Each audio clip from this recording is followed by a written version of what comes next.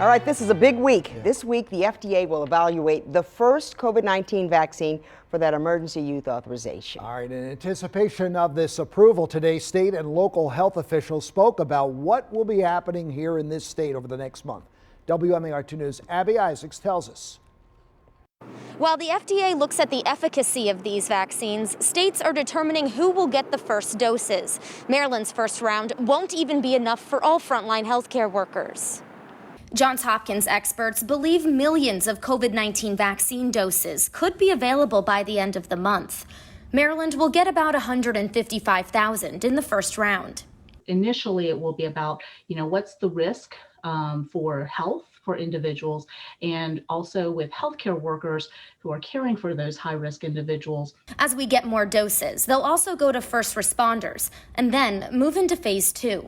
Phase 2 are those critical infrastructure and essential workers, and first among those, for consideration is teachers and education. And so we know what the impact has been educationally on children. And in preparation for more doses, Dr. Jinlene Chan says the State Department of Health is working on building a vaccine information system, which we will use at local health departments to both schedule patients, but also then to send out reminders to bring them back. And it will all help us, track to make sure that they get not only the first dose, but the right second dose, because it has to be the same vaccine the second time around as well.